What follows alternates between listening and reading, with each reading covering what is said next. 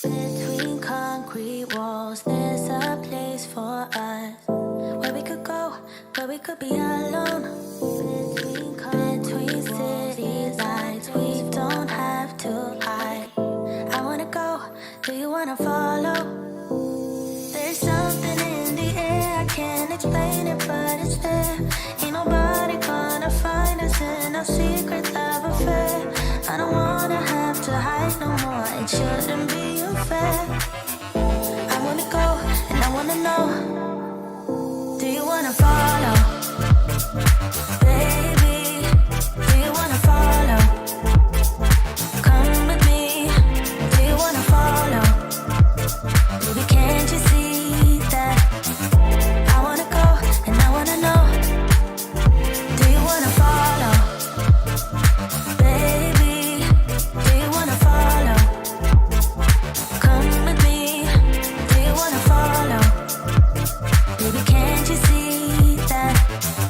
I wanna go, and I wanna know, do you wanna follow? I can't understand why we can't hold hands, but they don't know what we have is real love.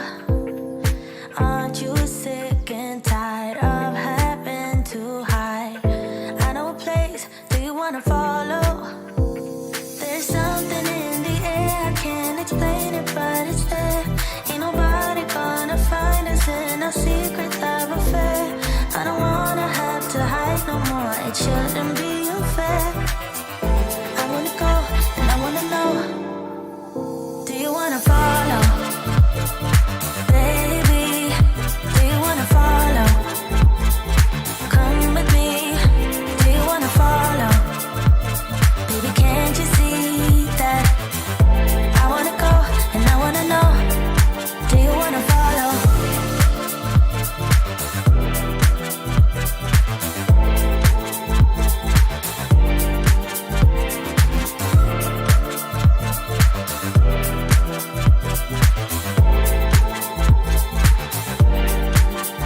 Do you wanna follow? Baby, do you wanna follow? Come with me, do you wanna follow? Baby, can't you see that? I wanna go, and I wanna know, do you wanna follow?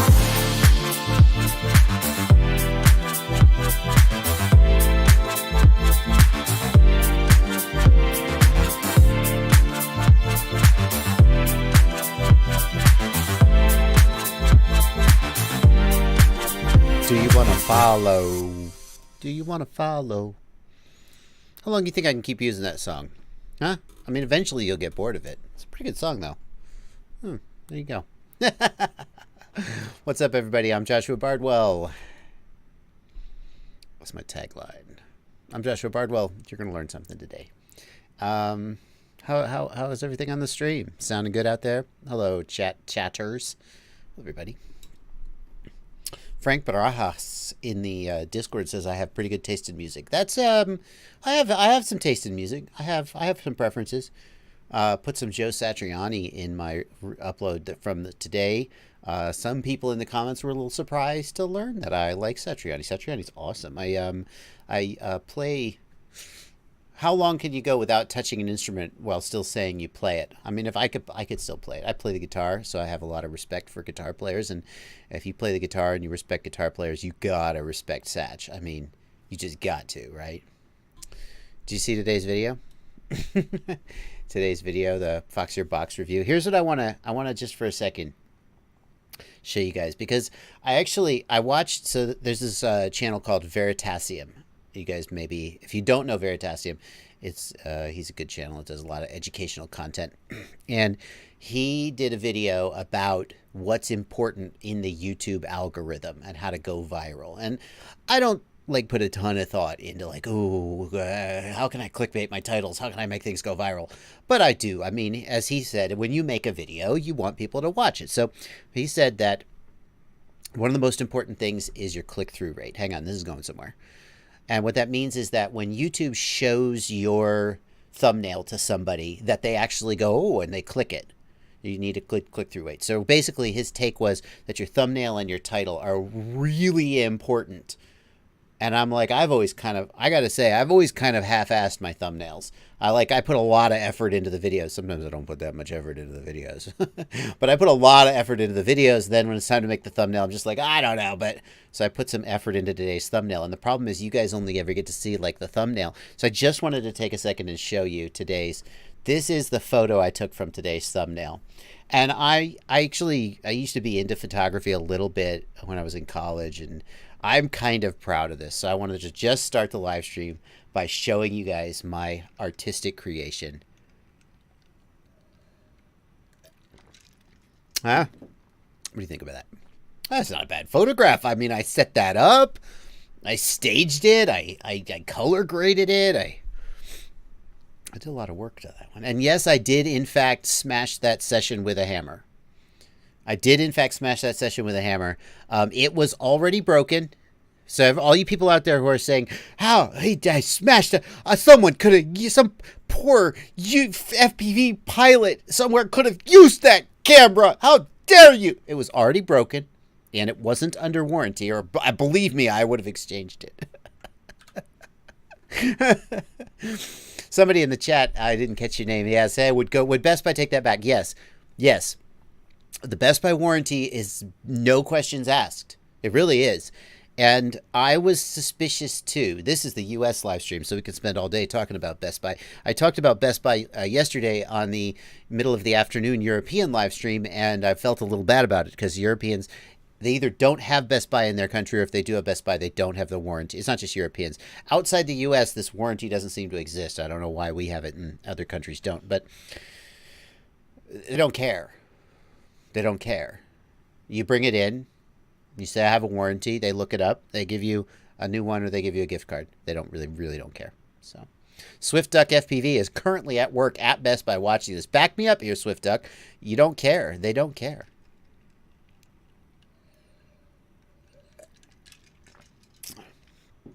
So the reason this one didn't have insurance was that when GoPro discontinued the Hero 5, I freaked out a little bit. I was like, what am I going to do? And I bought like 4 sessions.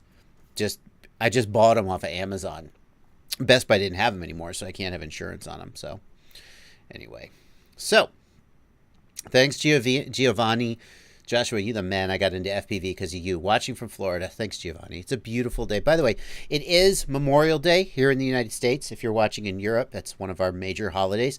And the only reason I tell you that is because, well, first of all, if you celebrated Memorial Day, happy Memorial Day. Hope you all enjoyed your time and all that good stuff. But also, it's a beautiful, beautiful evening. It was about 93 degrees Fahrenheit. Sorry, Europeans. 93 degrees today was the hottest, but now it's cool outside. I got my window open. I got the cool night air. The sun's just going down. And if you start hearing some fireworks in the background, I live in a very rural area of the country, and on major holidays, usually my neighbors just shoot off some fireworks. So if you hear it's either fireworks or gunshots, don't freak out. To be expected.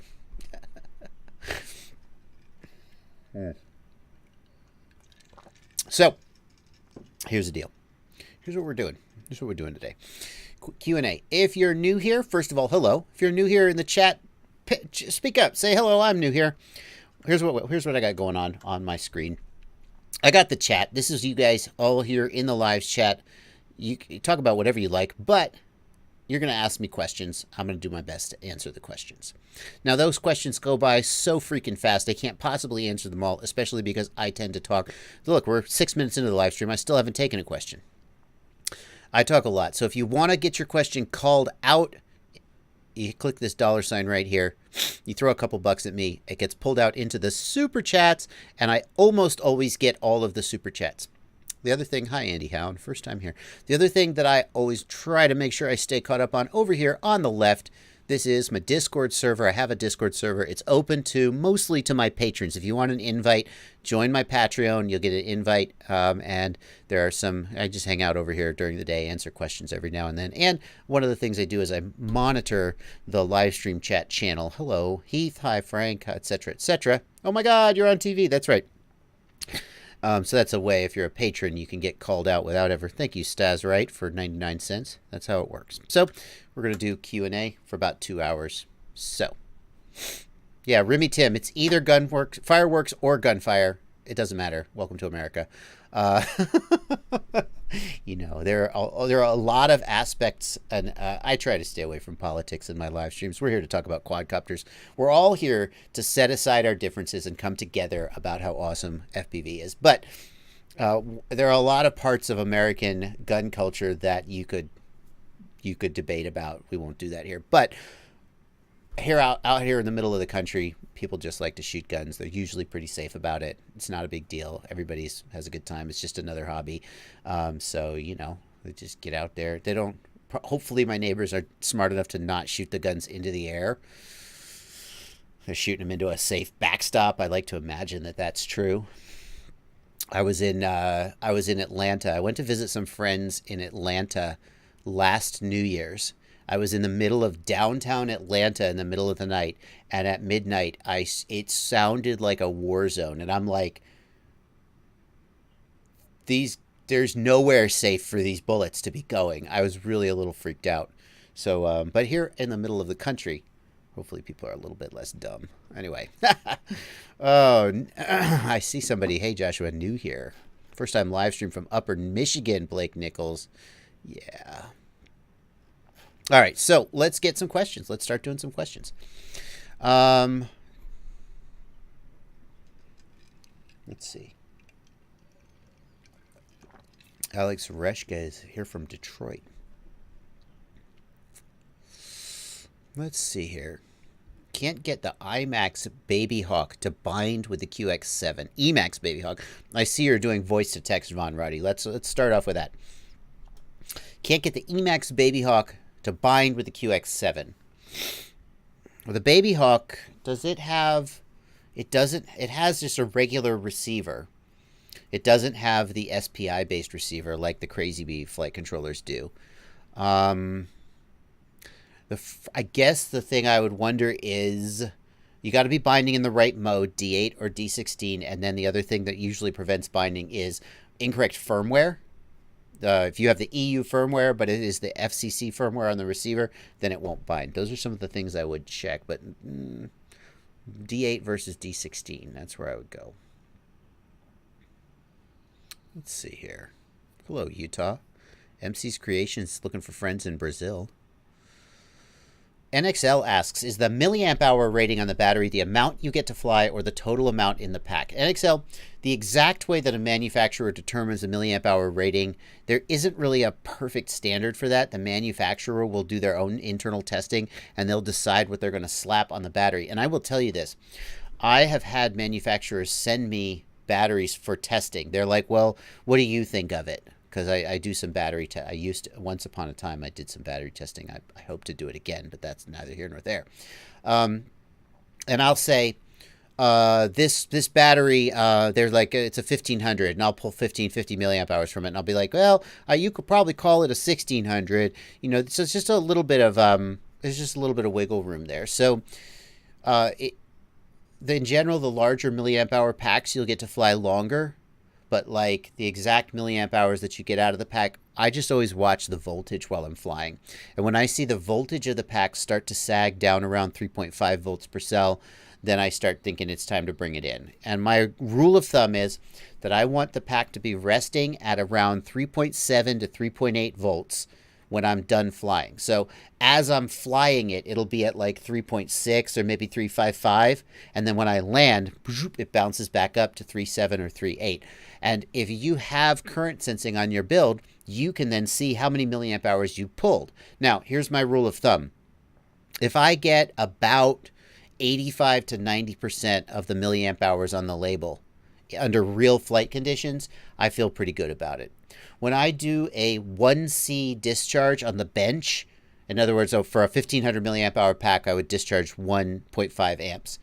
Typically, most packs will discharge about 95 to 105% of their labeled capacity, more a little bit on the low side. And that's at 1C. So they're going to discharge less than that. If you're pulling 10, 20, 30, 50, 80 amps, they'll discharge less than that. So yeah, that's what I would say. If you get 85 to 90% of the labeled capacity down to about 3.5 volts per cell, 3.8 volts per cell, then you're pretty good. Yep.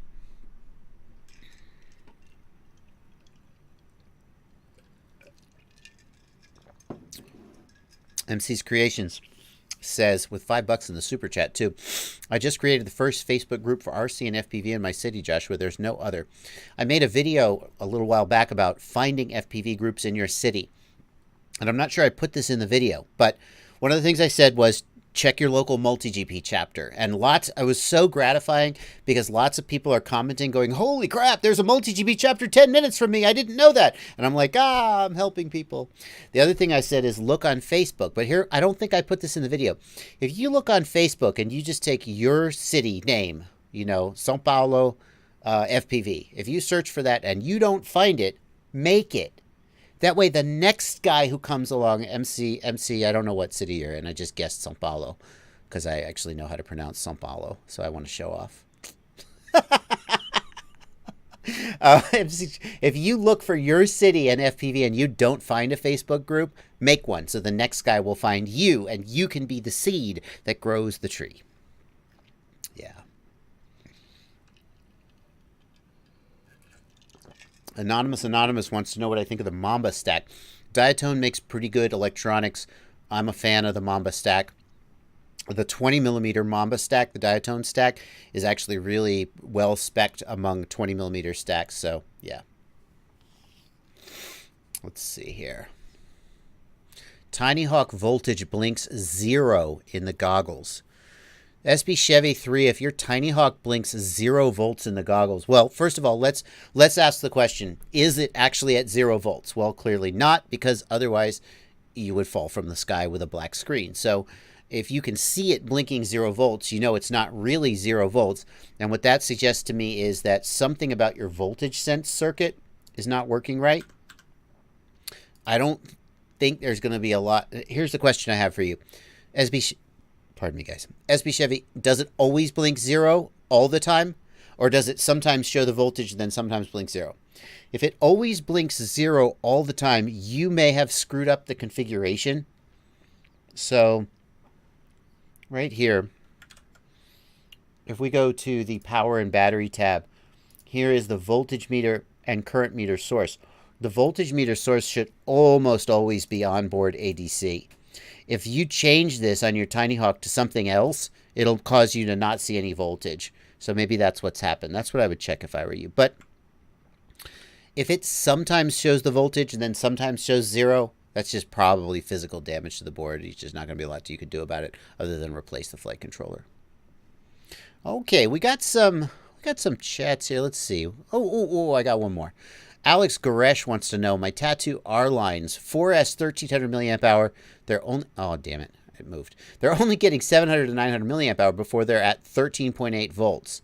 Punch-outs drop the voltage fast too. Well, let's do some math here, Alex.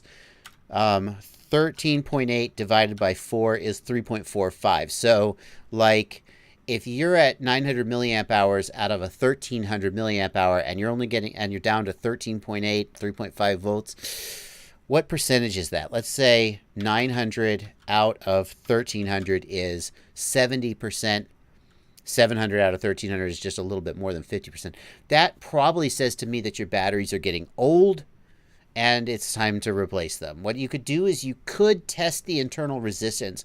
My rule of thumb for internal resistance is for like a 13, because internal resistance depends on many factors, and one of them is size. Bigger cells have lower internal resistance. But for a 1300 to 1500 milliamp hour, a typical FPV pack, an internal resistance of below about 10, they're milliohms, aren't they? About 10 milliohms is good. That's actually really good.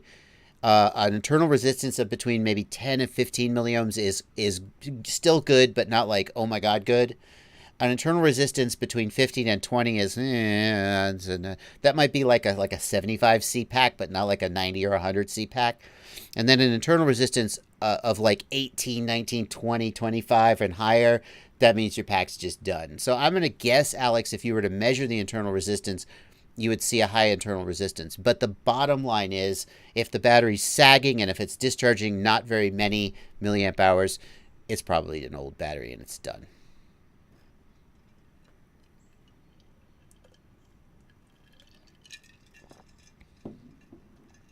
Locos Rocks says, his J. Bardwell board lost a resistor. Still powers on. Didn't want to fry anything. I'm going to guess, Locos, that it actually lost a capacitor, not a resistor. Okay, if it still seems to work, but it lost a capacitor. I mean, here's the thing. Here's the thing, Locos. Either it's fried and it's time to get a new board, or it's fine. The only way to tell is to try to fly it or try to plug it in. If you plug it in and it smokes, well, it was already fried, so you didn't lose anything. If you plug it in and it's fine, well, it's fine. So you really got nothing to lose at this point. It's just the thing. It's not like you're going to fix it, right? You're not going to put the capacitor back on. So the die is already cast. It's just a question of finding out the answer. Okay, I keep getting tempted by questions in the regular chat, but there's people stacking up in the super chat, and I got to get them. I got to get those people. So let's do it. Saz Wright, thank you for 99 cents in the super chat, no question. Andrew B, $5 in the super chat. Is it possible to have a throttle timer only active on a switch in OpenTX? I am 99% sure it is. Let's look. Hang on. Let's see if I can do this in OpenTX Companion so I can share it with you guys. Hold on here. Nope, go over. No, stop. No, stop. Sorry. TX is being dumb. All right, hold on. This is a good question. So let's see. Oh, throttle.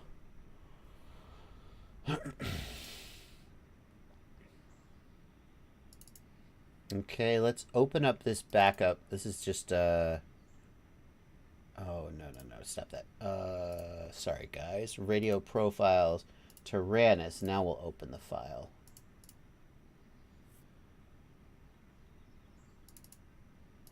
Okay. And then what I'm going to do is I'm going to simulate this model. Okay. And what we want is a throttle timer. Now, to tell you the truth, I don't do a lot with timers, but I believe the timers are, yeah, timer 1. We want the timer 1 to be a throttle %. How do you make the timer switch based, though? I know you can do it. Hang on. Throttle %? Countdown, timer 2. No. Ah. Okay, can you do both? Oh, I see. So I can do a timer. I can do a timer based on a switch. Or I can do a timer based on the throttle, but not both. I see. Okay. Well, Andrew, that is as much time as I want to devote right here on the live stream to solving this problem. It took me a minute to remind myself, but I think that you can have a throttle timer or you can have a switch timer, but not both. I would have to play with it some more, Andrew, to figure out if there were another way around it. Put the timer on the arm switch. Well, sure. We could put the timer on the arm switch, but I think he wants a throttle % timer. The throttle timer basically makes the timer run faster when the throttle is high and makes the timer run slower when the throttle is low. So it kind of helps you gauge based on your battery. But Andrew, could you just use telemetry and battery voltage instead? Maybe not, or you wouldn't be asking. Moving on. Jay, thank you for £1. Gregory Hirsch, thank you for $10. Huge donation. I hope I live up to it. Stabbing a lipo is fun, but make sure you have a safe way of doing it. Don't spend 6 hours in the ER and a bunch of money like what may have happened this weekend to some. Gregory? I'm sorry to hear about your situation there, dude. Yeah. Everybody wants to stab. I'll tell you what my experience. I tried to stab a lipo once for that Rotor Ride episode. Lipos are surprisingly hard to stab all the way through. If you were trying to stab it with like a pocket knife, I can't decide, Gregory, whether you cut yourself or burned yourself. But either way, dude, take care. Be safe. Skylar S., do you think the 3-inch gecko is a good first build? I don't think a 3-inch is a good first build, Skylar, because I think a 5-inch is a good first build because you get more room, and a 3-inch and a micro are going to be so tight it's going to be challenging. If you're good with soldering and you don't mind a little frustration, sure, a 3-inch gecko is a good first build. Gravity FPV, thanks for $5. Getting into racing from freestyle, the best way to get to high up tilt, little at a time or all at once and just send it. What angle do the top pilots use? Gravity FPV, this is a topic I'm actually very interested in, so I always ask when I meet a racing pilot, I always ask them what up tilt angle they use, and it's surprising. You think they're all running like 70 degrees, but they're usually not. They're usually running close to 45, 50 degrees in my experience. I certainly can't speak for everyone. And what they're doing is they have a relatively wide camera angle, their field of view on their camera, so they have like a 2.1 or a 1.8 millimeter lens. And that means that even with only like 45 degrees, 50 degrees of up tilt, they can still pitch forward as much as they want and go. Best way to get to high up tilt? That's tough, man. The thing is, here's the thing, Gravity. Your goal is not to get to high up tilt. High up tilt is just a tool to get you to your goal of winning races. If you go straight from 15 degrees up tilt to 50 degrees of up tilt, the very first thing that's going to happen is you are not even going to be able to finish a lap before you just crash out. You're not even going to be able to control the quad. So I would say that when you start to feel confident at 15 degrees, bump it up to 25 degrees, and it's going to be a whole new ball game. If you're already a fairly experienced pilot, like you're already doing freestyle and you're pretty good, then you could try and bite the bullet and just go straight to 40, 45 degrees and try and, get used to it. But if you're a beginner racer, don't rush. I said this, I was talking, I forget what the context, but I was talking about the fact that beginners see experts. This is not just in FPV, but everywhere. Beginners see experts take shortcuts. And the beginners think that the shortcuts are why the expert is so good. But that's backwards. The expert is able to take the shortcut because they're so good and because they put in the time to get the fundamentals. So if you're a beginning racer, don't just go to 60 degrees up tilt and think that's what I got to do to be fast.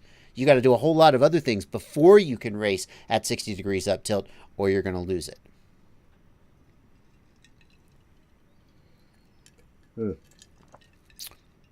$5 from someone who retracted their message. Thank you for $5. Swift Duck FPV, thanks for $1. John Larson, thanks for the Smoke Stopper video. Thank you, John, for $2. Corey Venezia, thanks for $5. Can you fix flip of death with PIDs or filters? Corey, usually if you're getting a death roll, it's the motor or the ESC, not the PIDs or the filters. So there are a few cases I could imagine where the PIDs or the filters might cause it, but not usually. Okay. And we're caught up. That's it. That's the Super Chats. After the Super Chats, I go straight to the Discord. Paul Noan in the regular chat. Diatone makes great bind and fly, ready to fly drones. I don't know exactly which one you're talking about, but in general, I think it's probably a good one. Leo Nor. Hi, Joshua, in the Discord. Hi, I've got some issues with the VTX on my trash can. Very often the video is bad, 2 to 3 meters of range.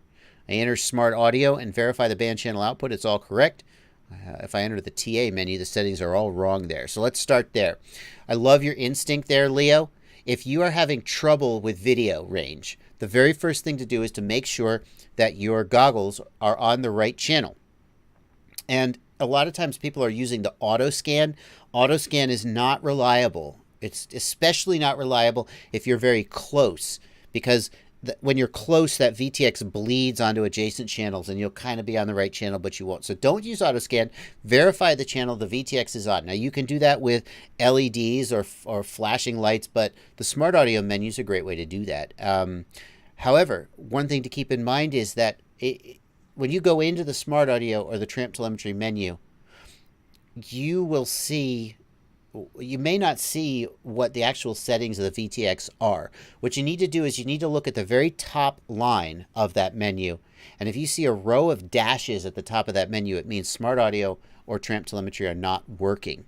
Now, the smart audio menu, if it's not working, it will just show statics and nothing else. There will just be one line that says statics. The menu will be gone. The Trant telemetry menu always shows all the options, even when it's not working. That's why you got to look at that line up at the very top and look for the dashes. However, here's the thing.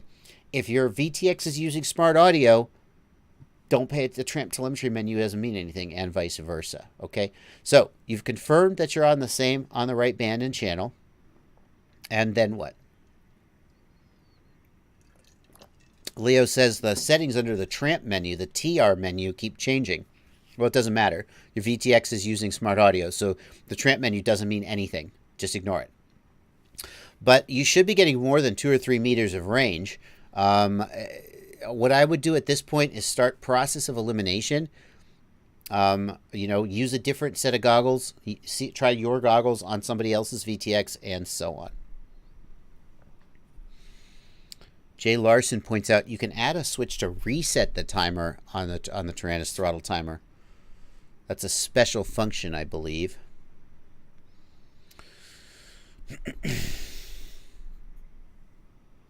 Terminal LCPL wants to know why the smoke stopper that I used in my smoke stopper video, why the solid state one let the smoke out. No, I have no idea. Terminal LCPL, I have used that smoke stopper many times before. It has been no problem. It was just a 4S battery. It's not like I put a 6S on it or something.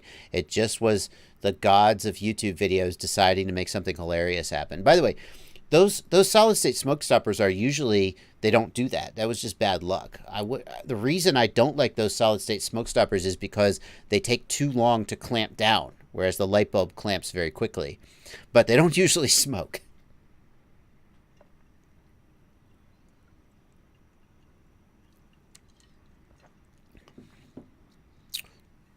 Donnie24 wants to know, I have my Unify HV Smart Audio soldered to the T6 pad on my flight controller. Can I get Smart Audio working? Is this correct? Yes, Donnie, that's exactly right. It should work. The JBF4 is intended. We put the UART 4 over near the VTX, so that's the one that we thought you might use, but you can use T6. But worth keeping in mind, you cannot use R6 for one thing like a receiver and T6 for another thing like Smart Audio. You can only use each UART for a single function. Terminal LCPL, we are back to the mason jar tonight. And yeah, let's say it's lemonade. That's what we'll say. Alrighty, guys. There we go. That's the Discord. Mostly caught up. Let's go back to the chat. And that's what we do. We just make the rounds. Let's see here. Let's find a question. C. Joe says, my Crossfire full-size module isn't giving me more than about 20 feet of range. C. Joe, something is effed up. Okay?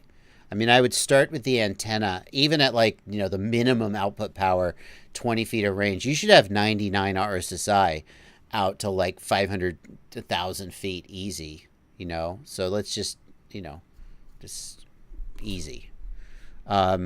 Something isn't right, that's for sure. The Crossfire full-size module has options to show you RSSI, signal to noise, and so forth.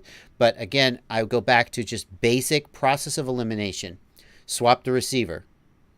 Is it do 3 different receivers have the same problem? Then it's the module. The thing is, Joe, you can ask me and I'll do my best to help you. But right here on the live stream, we're not going to sit there and really dig into it. Since you bought a TBS product, you should be able to ask TBS support for help. And I'm not trying to blow you off. I'm just saying there are vendors out there. There are vendors out there who you buy a real ACC product. They're not going to help you. And that's why you only paid $20 for it, right? But you spend money on a premium product like a TBS product. They're there to help you. That's why you paid extra for it. Don't hesitate to take them up on it. Skunkworks points out the VTX we were talking about, is it stuck in pit mode? Skunkworks, does the trash can VTX even support pit mode? I can't remember about that. Leo Norwa, Leo says, it's always crap when the SA and TA don't have the same settings. Here's the thing, Leo. Each VTX either uses smart audio or Trant telemetry, one or the other. There are no VTXs that do both protocols as far as I know. So either the trash can uses SA or it uses TR, and I believe it uses SA. At that point, the TR menu, if it seems like the TR menu is doing something, sorry, dude. Sorry. Only one of those menus has any effect ever. Yeah, okay. Or there's a weird bug that you've discovered that no one else has experienced before. It's possible.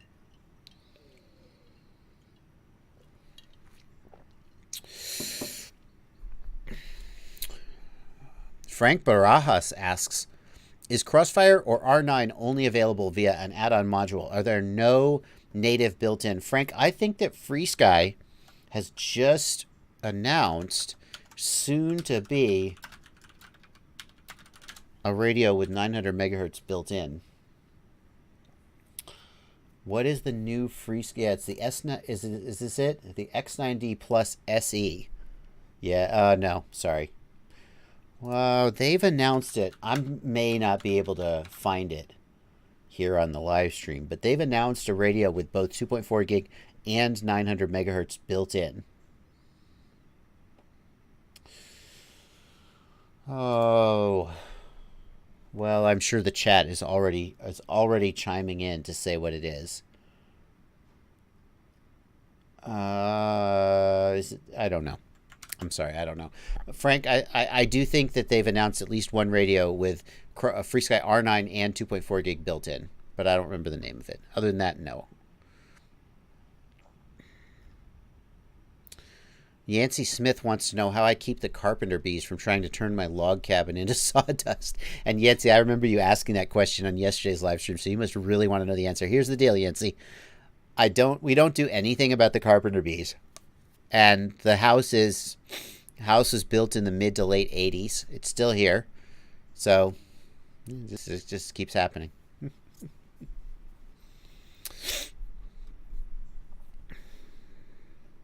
My race rates. RTM Zila 7 wants to know what my race rates are. First of all, I'm not much of a racer, but I can tell you Alex Vanover flies at about 400, 450 degrees per second, depending on the course. That's about where I'm usually at when I'm racing. I turn my rates way, way down when racing, because here's the thing. When racing, how often do you need to go? You don't. Even if there's a race element where you have to split S, you don't need to go. You want control, and turning your rates down gets you control.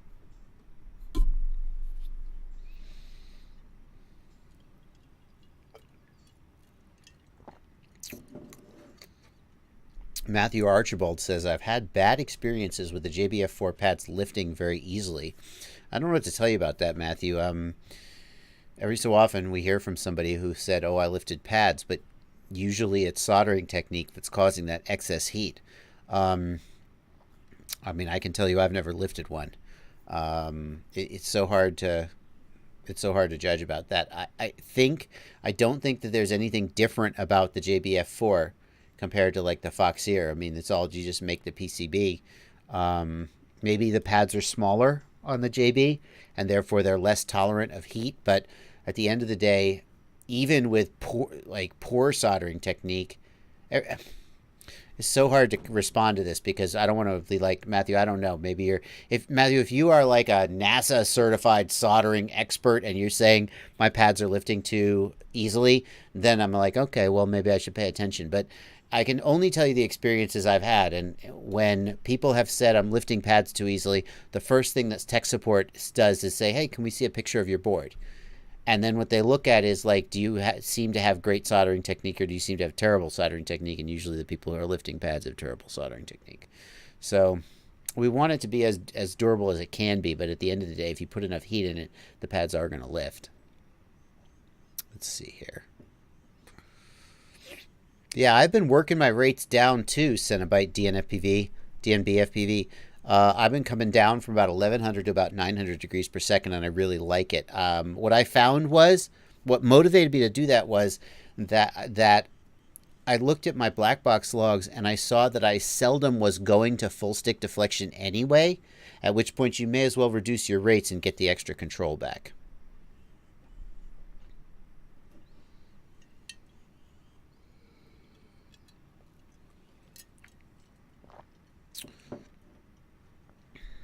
I see. Matthew Archibald points out the Foxeer F405 has straight through holes.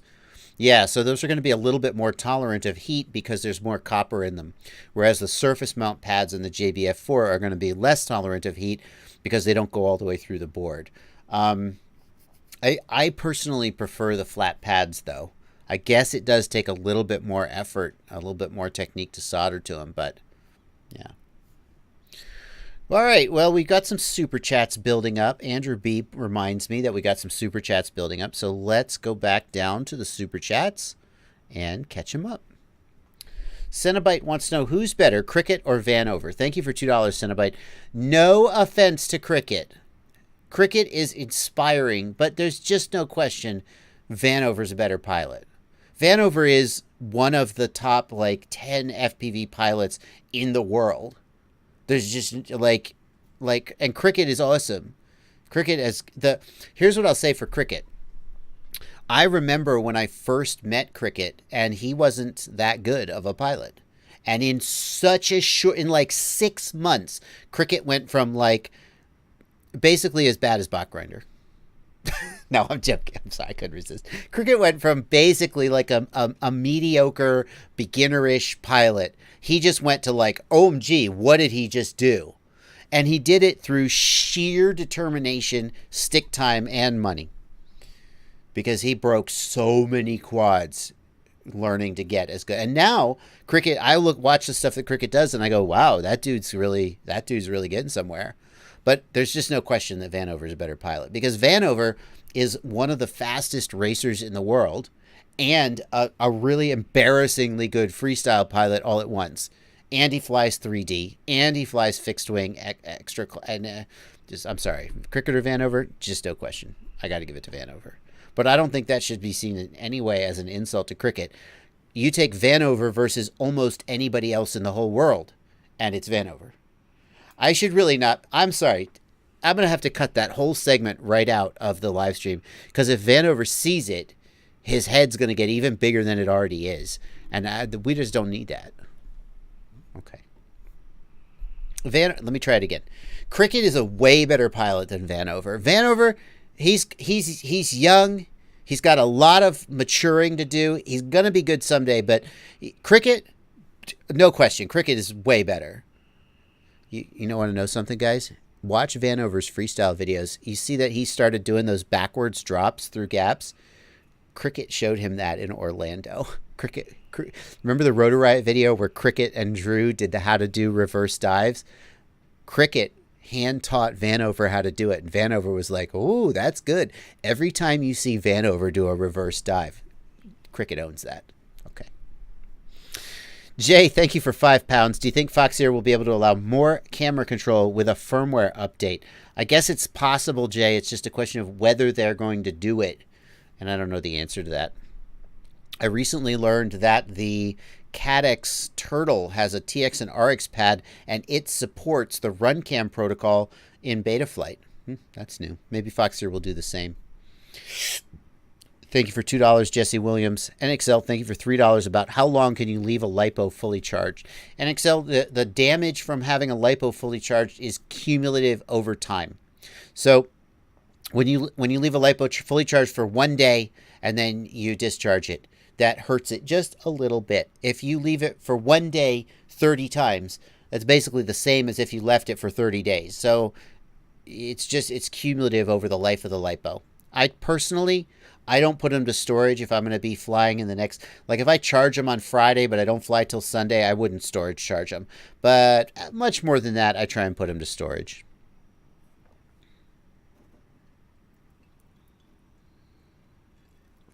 Andrew B, thank you for $5 in the super chat.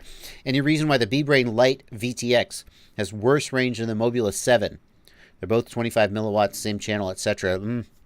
Andrew, I would have to go with the antenna on that one. Maybe one has a better antenna than the other. Maybe one has less of output power than the other. I couldn't tell you. It comes down to one of those things. If you want to try and get the B-Brain Lite output up, if you want to get the range up, try improving the antenna. That's what I would do. Thomas Edwards, thank you for £5. Any advice for yaw washout on the trash can or Mobula? I already reversed the props. Damn. Well, that's what I was going to tell you to do, Thomas. Reverse the props. Try raising the idle speed, Thomas, and try raising the yaw P gain. Those are two things I would think about doing. Chris Romano, thanks for $1. Oh, no, thanks for $10, Chris. Thank you so much. Marmot, Fox here, yada, yada, yada. Betaflight, yada. Hardcore bounce backs on flips and rolls. Where do I start? If you're running Betaflight 402 and you're having bounce backs, probably the issue is iTerm relax. You can try raising or lowering. Which is it? Raising the iTerm relax cutoff, I believe, or lowering the I gain. Here's what I would say to do, Chris. If you have bounce backs on flips and rolls and it's a slow single bounce, no oscillating or ringing, then cut the I gain in half and see if that fixes it. And if that fixes it, you know the issue is iTerm windup. At that point, you can play with your I gains, or you can play with the iTerm relax cutoff threshold and see if you can tweak those things to minimize it. License to Drive, thanks for £5. Ideas on how to do repeatable RxTX range tests. That's tough, man. That's tough. Getting 50-meter fail-safes. I mean, 4 identical TXs and identical receivers, too. License to Drive, it's tough because just looking at the RSSI is not necessarily a reliable way to do it because that RSSI isn't calibrated. You can fly it, and the problem is, if you want to just do a real-world range test, it's very hard to eliminate environmental variables without like an anechoic chamber. So it's very challenging what you're wanting to do, License to Drive. Whenever I have range issues, I do process of elimination. I swap the receiver, I try different transmitters, and I see what kind of range I get. UAV Blat, thanks for $2. Terry Driver, thanks for $5. We are caught up! We're caught up on the Super Chats. Okay. How about back in the Discord? How are we doing? Vanover versus Sharpoo, Terminal LCPL. Not touching that. I'm not telling anybody that Sharpoo's not the best. Sharpoo's the godfather, man.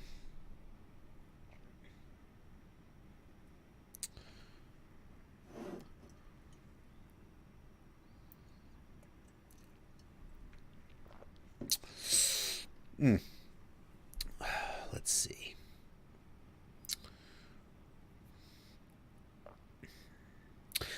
Dunn asks in the Discord, Joshua, do you think we've reached a limit to the improvement on flight feel with increasing sampling rate? There seems to be diminishing returns as you increase.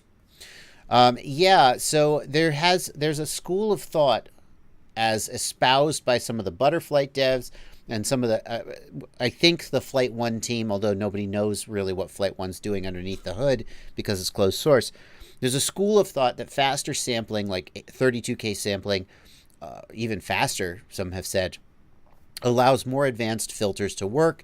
There's another school of thought that says that as you increase that sampling rate past a certain point, you just get more noise and you don't get really usable data. The Betaflight devs have taken the latter school of thought, and they've actually stopped trying to support 32K gyros and 32K sampling rate. They're only going up to 8K. I think that when you get to about 1 to 2K, that's where you start seeing, in my opinion, diminishing returns. I run my F4 flight controllers at 8K because why not? But I think that, I think you start to see diminishing returns for sure.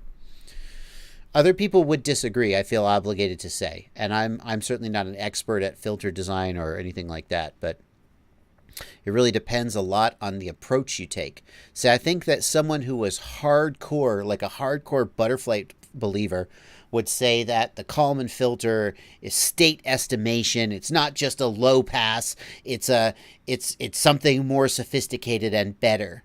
And they would say that you need 32K in order to do that. But I am very interested to see that when the Helio IMUF source code went open source, many of the things they were doing were things like dynamic D gain and dynamic P gain and so forth, which are not actually related to 32K. See, the Helio and the Butterflight, they were like, Kalman filtering, yes, 32K, that's what we need. But then you sort of open up the box and you're like, yeah, they're doing Kalman filtering, and yeah, but hey, what about all this other stuff that's in here? That's not, oh, I see.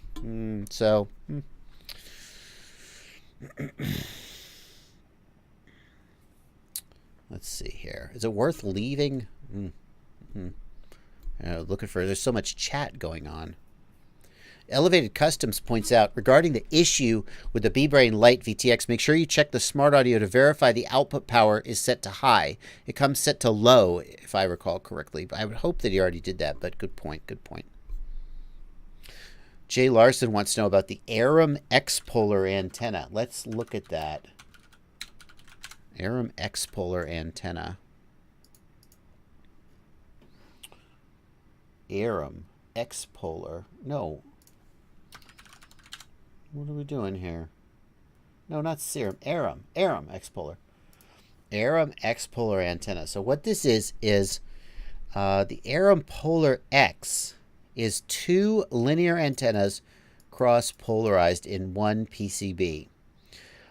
So, in other words, what you've basically got here is 2 little dipole antennas, 90 degrees to each other, which is the optimal orientation for them. I haven't tested this antenna, but I would say that if you want a linear antenna, this is a great one. But why do you want a linear antenna? Because don't circular antennas work better at rejecting multipath? So, and then they talk about MIMO. They call it, there's some marketing stuff in here that I kind of don't like. They call it a MIMO antenna. It's not a MIMO antenna because this is not a MIMO radio system. It's just diversity. But, and they say, oh, FPV antennas in a PCB, like all patch antennas ever. Yeah. So, I mean, it's a cool design. Patented MIMO antennas. What about it is patented? I don't know. I personally would need to be convinced that there's a reason to run linear antennas on my goggles.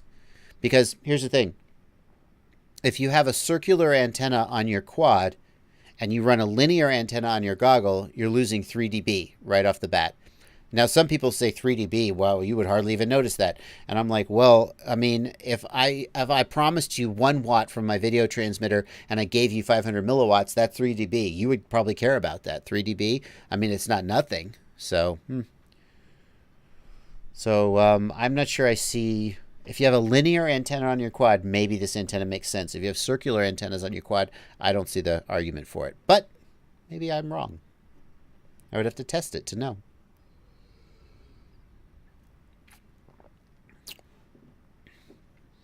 Chamber says, what about weight and build size? Well, this Arum Polar is a dual antenna for the receiver, right? This doesn't go on the quad.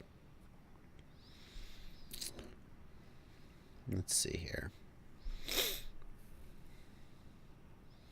Chamber, I don't know that VTX.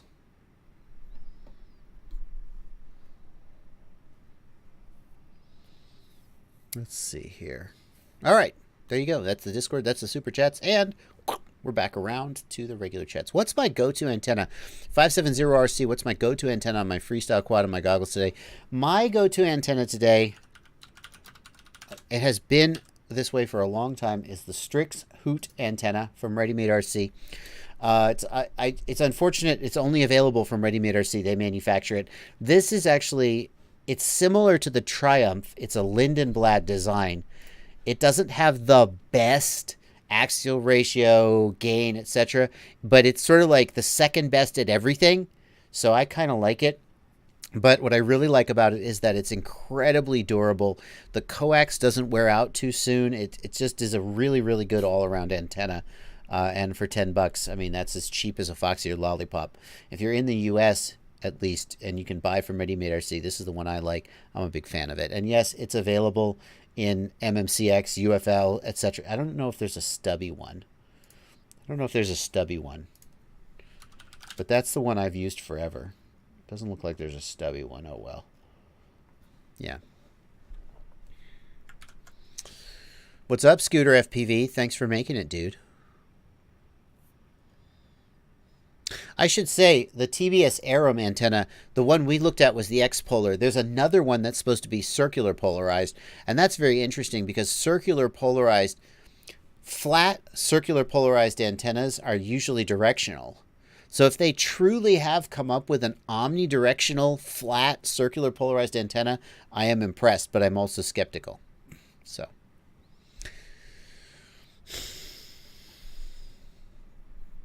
Do I fly 2 or 3 inch much? Mostly I fly 5 inch Raven. I don't do a lot of 2 or 3 inch, mostly like 5 inch. Yeah, Dylan Schulten, I'd use the same antennas on my goggles. I usually with Rapid Fire will run 2 Omni antennas. I think that gives great results. I don't think Rapid Fire needs a patch and an Omni. You get such good range from Rapid Fire that you don't really need the patch. And having 2 Omni antennas, I think it gives you the best coverage under many configurations. Boots FPV wants to know what I think of RHO Lens. In case you don't know, RHO Lens is one of the companies that makes the Fat Shark diopter lens inserts for people like me with terrible vision. Terrible vision. Oh my God, yeah. Minus 6.5 diopter for those of you out with astigmatism. Yeah. RHO Lens makes these prescription lens inserts, and they are, if you have bad vision like me, and you don't have prescription inserts, they will change your freaking life. I'm really not exaggerating. Especially if you have astigmatism. If you have like a -4 diopter and you've got that $20 Fat Shark set, but it's only the diopter, not your astigmatism. RHO Lens, amazing. They cut the lenses and you just slide them in. I moved away from RHO Lens a little while back because RHO started shipping their lenses in this little 3D printed sort of carrier, and I found it to be a little bit fragile, and I was always worried I would break it. I switched over to Optic Fisher, which is another German company, but RHO and Optic Fisher, anywhere you get those inserts, definitely you gotta freaking do it if you have bad vision.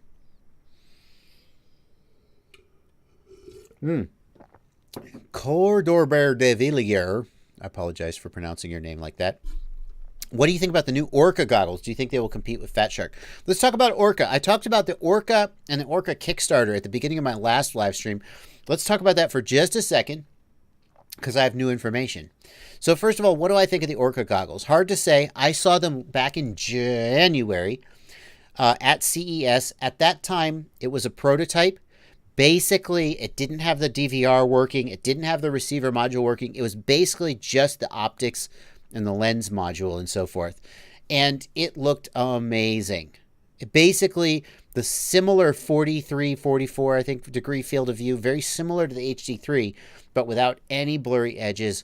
Great crisp. If we were just judging based on the optics, I would hand the win to the Orca. The HDO, that's tough because the HDO it might be a better looking image, but it's smaller. So I think if it was just based on the image, I would pick the Orca. But there's a lot to do between then and now. Like, again, in January at least, they didn't have a DVR board. They didn't have the DVR firmware written. It couldn't even use a receiver. I was like, can we like fly a tiny whoop around the CES floor? And they were like, nah, the receiver module doesn't even work. Basically, it was just an HDMI input to the optics module. Now, it's 5 months later. A lot has probably changed. They've come a long way, and now they're doing this Kickstarter. I've learned. I was a little bit skeptical, and I know some of you probably were too when I heard about the Kickstarter, because a Kickstarter is not necessarily the sign of a company that's incredibly confident about their future. And so a lot of people are like, "Oh, here it is."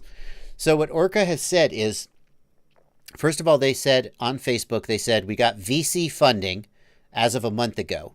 So this idea that they went to Kickstarter because they're out of money, which some people have suggested, they say that they have VC funding with 1 year of burn rate. In other words, they've got plenty of money. So then why are they going to Kickstarter? Well, I don't know. They haven't said. But, I mean, you can think about it. They may be just wanting to gauge demand. They may be thinking to themselves, why spend a bunch of money if we don't have to? Why not? Let's just get people to pony up, basically like a pre-order. But here's my concern. When there's a Kickstarter, the policy at Kickstarter is if the Kickstarter does not reach its funding goal, all the money goes back to the funders, right? But if the Kickstarter reaches its funding goal and then the company goes under, too bad. They don't have to give you any of your money back. And that's... But they said in a response to one of my questions on their Facebook page that they would come up with a plan where if they didn't deliver a product, they would give the money back. And at that point, I'm like, okay, I'm now, my objections are assuaged, because I really do believe that Orca has the chops to make this work. Before Orca, there was a company called Tensor, and maybe there still is. I don't know if they're still doing it. But basically, their whole deal was doing manufacturing and stuff like this. So the hard part of doing the manufacturing, that's actually what they're good at. I think they're going to come up with a product. Will it be a product that's better than Fat Shark? That's it's hard to say. But I think the worries about the Kickstarter, I feel like they've assuaged them for me. So.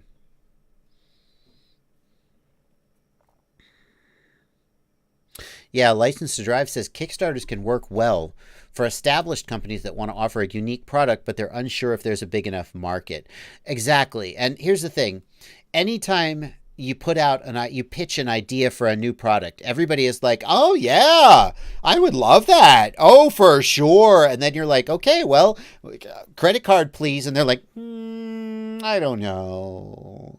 So I certainly don't blame Orca for wanting to do a Kickstarter to like say, okay, seriously, how much demand is there really? And then they know. So I believe them. Let's see here. What do you think between the Nirvana, the QX7S, and the Jumper T16? Asks Jose FPV. That is a tough one, Jose.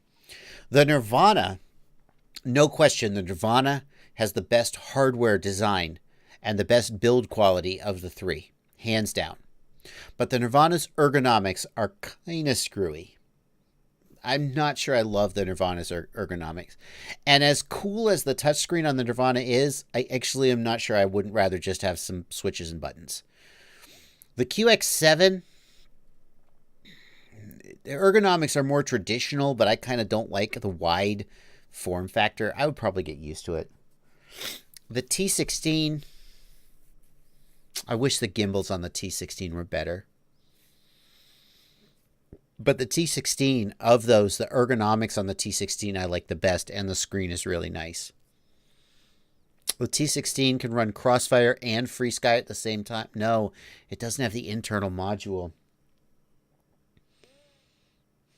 Oh man, I don't know. If I'm running Crossfire only, let's say I'm running Crossfire. Well, now the QX7 is out because I got to do the inverter mod, and that's freaking annoying. The Nirvana or the T16 for Crossfire. The Nirvana has such good build quality, but I just don't know how I feel about the freaking ergonomics. Okay, that's my answer. I don't know. There you go, Jose. That's how I break it down, though. We got some more super chats coming in. Let's see. Andrew B for $5 says the B-Brain. Was this the B-Brain or the B-Brain Lite? Newbie Drone says the B-Brain only has one VTX output power. Max and min make no difference. It's always 25 milliwatts. Oh, well, that's good to know. How are we doing over here in the Discord? Wow. Is this Chamer? Are these your goggles here, dude? These blue goggles? That's nice looking. Did you do that?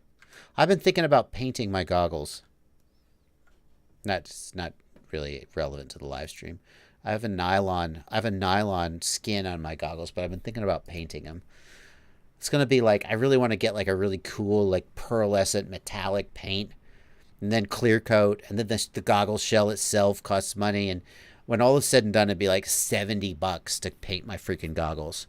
So I'm like, I saw the total in the Amazon gift shopping cart and was like, yeah, but I kind of want to paint my goggles. Well, I can't hydro dip them myself, Boots.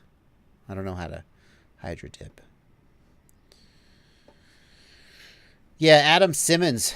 Any updates on the NV14? Yeah, that's one of the issues, Adam, is the firmware updates. People have told me Underground FPV is releasing regular firmware updates. I haven't looked into it deeply, but relying on Underground FPV for the firmware updates, I mean, they're a small company. I feel more... Here's the thing. With an open source project like OpenTX, I feel very confident that I'm not going to be left high and dry. But on the other hand, then FreeSky hires one of the devs, and suddenly they're not that interested in Nirvana anymore for some reason. Or maybe that's not how it went. I'm sorry. OpenTX devs out there are like, no, that's not how it went. We have very good reasons that we're not working with Nirvana. And they have nothing to do with the fact that FreeSky hired one of our devs. Okay. So OpenTX not exactly immune to influence either. That's tough. Flange Monkey asks in the Discord, was the prototype Orca better than the HDOs? I would say yes. The prototype Orca, strictly in terms of image quality, was better than the HDOs. The HDOs have a very nice looking screen because it's OLED. It has really great colors. But all in all, I feel like the larger image, I'm a size queen. I don't mean that in the way that, sorry, children. Parents, don't explain that term to your children. I like big images in my goggles.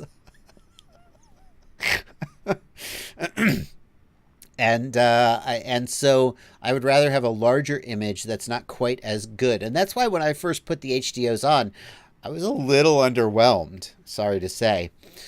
Many people, I should say, put the HDOs on their face and are just blown away. So I didn't have that experience, but I should tell you that some people do. I would take the Orca screen and image over the HDO one. The Orca form factor as a whole is kind of weird. Like this great big faceted. They're like, yes, it's very distinct. And I'm like, that's one word for it. So, I mean, if there was an Orca goggle with a built-in rapid fire, that would be compelling. At the end of the day, it's worth pointing out at the end of the day that the total package matters. If you buy an Orca goggle and it breaks and there's nowhere to get it fixed, and I'm not saying that's going to happen, but I'm saying that is yet to be determined. Whereas with Fat Shark, you know how that works. If I had $500 of my own money to spend on an HDO versus an Orca, I might be, even if the Orca had the better image, I might be tempted by the HDO just because I know Fat Shark is there to help me out.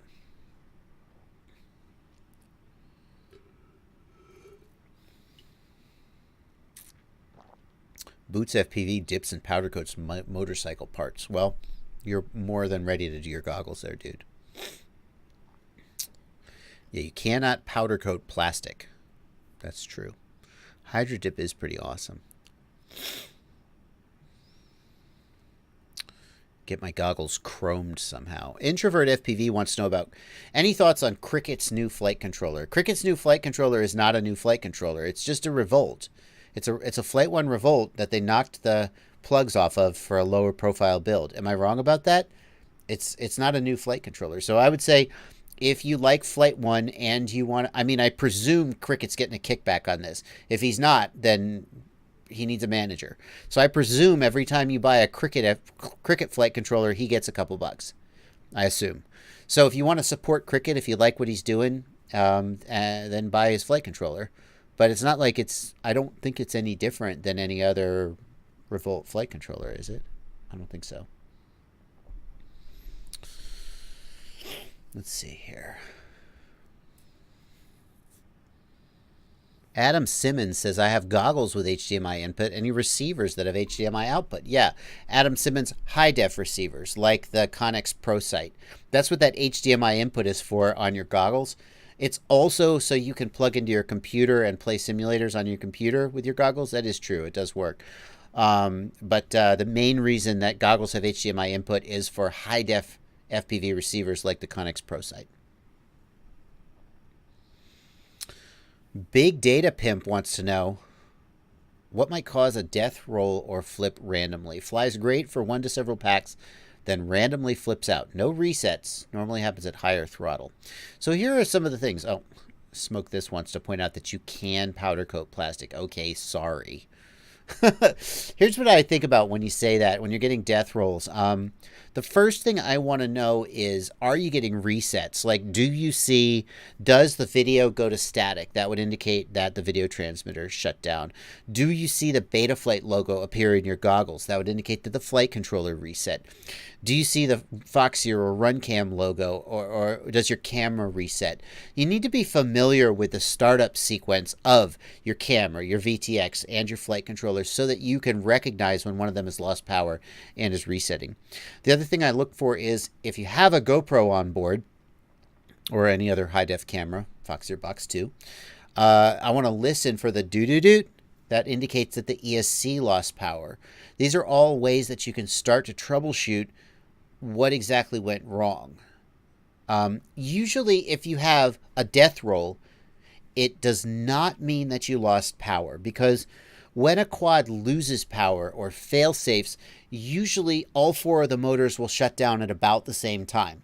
And so what'll happen is it's flying along, and then suddenly it goes, and it'll just kind of go, if you want to experience this, just be flying and disarm, and you'll see.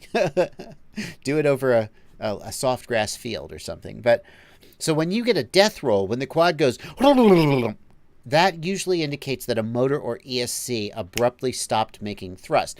The other 3 are still going, and it spins into the ground. So usually if you're getting death rolls, it means a motor or ESC has stopped making thrust.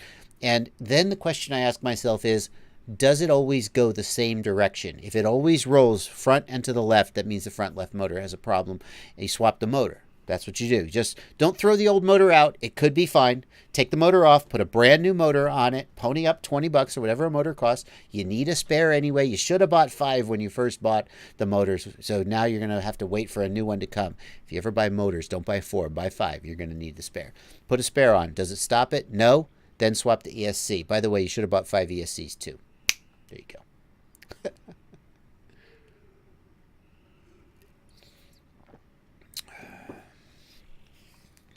Have I used the T-Motor F55? You know what I want to tell you about the T-Motor F55? I was updating every Sunday is the day that I work on my website. And my website, in case you didn't know, is fpvknowitall.com. And on the website is the ultimate FPV shopping list, which some people wonder if I ever update it because some of the parts on it are a little old. And I say, don't chase the trends. If something works, stick with it. Now, it doesn't mean that there's no good new products. I just mean when somebody's coming to this website, it's because they don't know what to get. And I want them to get something solid. If you're on the cutting edge and you want to buy Cricket's flight controller, yeah, it's great. But if you don't already know what you want, then I want to give you a solid recommendation. Anyway, my point is this. I was working on this website and I realized that the ESCs on there, there you go. Add T-Motor F55A. Yep, it's going on the Ultimate FPV shopping list. So I am here's what I have to say about the T-Motor F55A. It's really freaking durable. Okay. That's the best gist of it.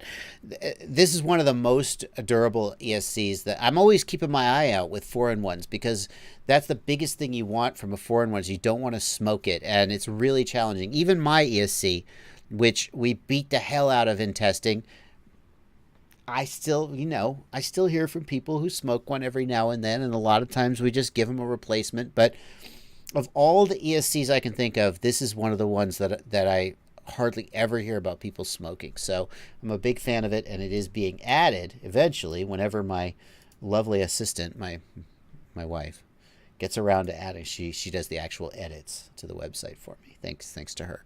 When she's not, taking care of our newborn in her spare time. Big Data Pimp says no resets at all. It would keep spinning till I disarm. Big Data Pimp, if you have black box, look in black box and look for one motor going to 100% in the motor's traces. That would indicate a bad motor.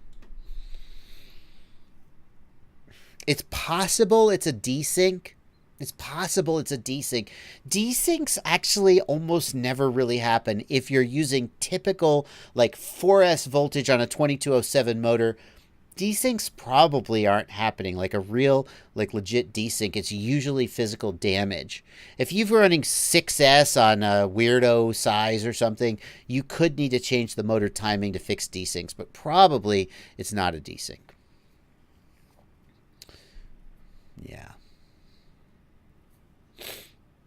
Let's see here. No more super chats coming in. How is the Discord? Hello, Discord. Oh my God, the Discord keeps going. Keeps going.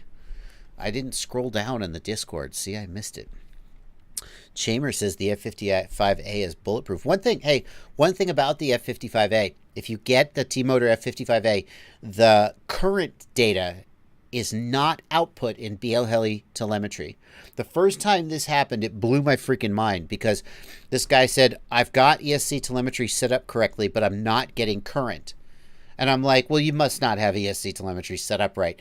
And we did so much troubleshooting of his ESC telemetry and it was working. And I was like, I gave up. I was like, I have no idea. It turns out a lot of manufacturers are moving, well, maybe not a lot. They're moving away from putting current data in ESC telemetry. And the reason for that is ESC telemetry is based around 4 individual ESCs with 4 individual current sensors. But when you have a 4-in-1 ESC, there's no reason to have 4 separate current sensors. There's only one ESC. So by using analog current sensing, they're able to have a single current sensor, a single shunt resistor. And so if you get the T-Motor F55, you're going to get current through the analog output, not through ESC telemetry. And you would really not expect that if I hadn't told you, and now you know. Adam Antipop, go take care of your girlfriend. Just get one of these little wireless headsets so you can still be listening to the live stream while you pretend. You're like, yeah. Okay. Let's see here. What's going on in the Discord? Nothing really. Just see, that's the thing. The Discord guys, they're never asking me. I answer all their questions before the live stream, so they just come on here and they just chat and hang out. Let's take a look at this picture of Chamer's radio. Chamer, you like the blue. Did you do these blue rings yourself, Chamer, or did you buy those? That's pretty slick. Now, I'm a big fan of these silicone switch nut covers. These switch covers and these colored nuts, I like those a lot. I've got those on my radio. I think they really add a lot of personality to your radio, and these silicone covers are really easy to put on. Yeah. How can I verify a motor is good before soldering it in? Asks Jay Larson. Jay Larson, you are correct. A continuity check will not help you because the windings already have continuity with each other. So if you here's some basic checks you can do. If you test for continuity between the motor wire and the bell, and continuity is there, the motor's dead. If you test for continuity between the 3 motor wires and it's not there, the motor is dead. You got a broken winding. But the problem is that you can have a tiny little bit of damage to the windings that doesn't show up with a multimeter test. I actually have a video I put out. Let me see if I can find it. See if I can find this one. I have a video I put out right here where I use a technique. Oh, hello, Joshua. I use a technique where you take a drill and you spin the drill and you measure the AC voltage that the motor puts out. Now, here's something a lot of people don't know. A brushless motor, if you put AC current into it, the motor spins. If you spin it, it acts as a generator, and it actually generates AC voltage. So if you test a bunch of motors with a drill and one of them is putting out different voltage than the other, it might have a problem. Those are some things to think about. The real way, Jay Larson, to test a motor is either with a very, very sensitive ohm meter, like down in the micro ohms, or a Henry meter to measure the inductance of the motor coils. Those are the legit way to test a motor. Well, most people don't have one of those, though. Abinant, thanks for $2. Mindless FPV, thanks for $1 in the super chat. Not a lot of super chats coming in today. I've gotten spoiled by the super chats in the previous live streams. Port Clinton Duck. I had a Port Clinton Duck once. It was delicious. Port Clinton Duck wants to know, what do you think of the HTRC LiPo Battery Duo Discharger Dual AC 150 DC 240 volt 10 amp C241 to 6S? I don't know. Let's have a look. What do I think of this? So it's basically just a 4-button charger. There's this old charger firmware that's been around forever, and then it got leaked or stolen, depending on who you tell the story. And then a whole bunch of other chargers got made with the same firmware. So this is basically just a 4-button charger. Fine. Nothing wrong with that. It's $75 for 2 channels, 10 amps, 150 watts, $75. I don't know about that. It's got, oh, hang on. AC input. It's got an AC power supply built in. That's not bad. Yeah. It seems okay. I mean, 150 watts. Is it dual 150 watts for $75 with a built-in AC adapter? It's probably okay. I mean, I don't know anything about the reliability, but just based on anytime you have here's the thing though, do you want a charger with a built-in AC adapter, or do you have an external power supply that you intend to use? It seems okay. It seems okay at first. Zombie Disposal Squad wants to know if the rapid fire module works on the EV200D goggles. I haven't tested that myself. I think it would work, Zombie Disposal Squad. But you wouldn't be able to use it in quadversity mode. The EV200D quadversity only works with the stock modules. I think it would work, Zombie Disposal Squad. I've now said your name more times than I really should. Daniel Grafton wants to know, how do I install KISS Lua on my Horus X10? I have Betaflight Lua on it, but I have one KISS alien and I want Lua. Well, Daniel, it would be the same as any other. I mean, you're just going to... Pardon me. You're just going to install the Lua script on your SD card, right? I mean, you're just going to download the Lua script and drag it over to your SD card. Let's have a look. Here's X7, X9, Horus. So you'd be using the Horus one because you have the X10. Here is the file. You will see we've got KISS. I guess I would put that in the root directory, and then we've got the Lua script. Well, I need to look this up now. Let's see if we can see. Are there installation instructions? Here we go. Don't comment. Yeah, no kidding. Unzip the files from above and copy the file and folder into /script/telemetry on your SD card. So, yeah, I mean, let's take a look here. I have on my hard drive a backup of my SD card. So here's my SD card, right? This is what you would see if you were looking at your SD card. We're going to go into scripts and telemetry. And then here is the KISS. Here's the contents of the zip file. We would just take that and drag it here and boom, installed. That's basically it, right? Okay, Daniel Grafton, question answered.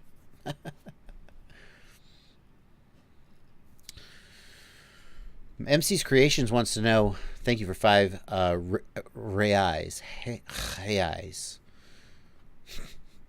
Joshua, R9 receivers, do TX and RX go to the same UART or 2 different UARTs? MC Creations, R9 receivers typically have S-Bus and SmartPort output.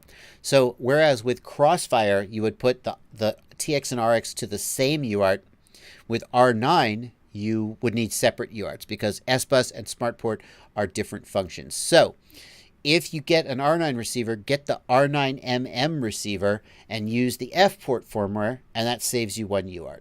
Worth thinking about. But if you have the standard R9, you're just going to be using S-Bus and SmartPort just as if it was a regular 2.4 gig receiver.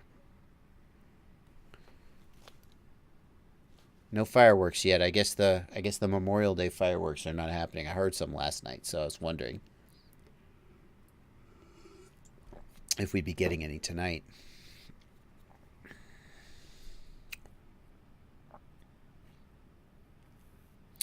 Mike's Camping and FPV says, I have a JB flight controller. After setting it up on Betaflight, I did a hover, wanted to change rates, and it won't connect to Betaflight. Still works fine in flight. Mike, The first thing I would do is I would test your USB cable. Try a different USB cable. Make sure it's a cable that supports data. If you have another flight controller, just plug it in and see if that fixes it. It might be a problem with the USB port, but a lot of times it's a problem with the USB cable. So, worth looking into. Adam Simmons says, speaking of R9, receivers are so expensive. Really, Adam? I mean, for real? I mean, I guess expensive is relative to your income, but like $20. I mean, come on, dude. That's pretty. I mean, that's about as cheap as they come. It's hard to find many receivers cheaper than that. For all the things you could complain about R9, the being expensive receivers, I don't know. All Day Air in the Discord asks, how does grounding the carbon of the frame affect RC performance? Just had to switch to nylon stack screws after noticing that PDB screw holes are grounded, but does it really matter? All Day Air, here, two things to say about this. Number one, anytime you have an electrically conductive material in proximity to an antenna, you will affect the antenna's coverage pattern. That's a fact. So it's especially the case when the material is within the near field of the antenna, and the near field distance depends on the wavelength. So, but in general, if you get your antennas a few centimeters away from the carbon, you'll be outside the near field. At that point, whether the frame is grounded or not, it's having an effect, but it's having a different effect. I'm not sure one is worse than the other, but here's the thing. The frame is almost always going to get ground from somewhere. If it's not your ESC mounting holes, it's your flight controller mounting holes, it's your camera case. There's just, everything is grounded. It's almost always the case that the frame is going to get ground, and you just don't worry too much about trying to prevent it. It's just a fact of life. So that's what I would say.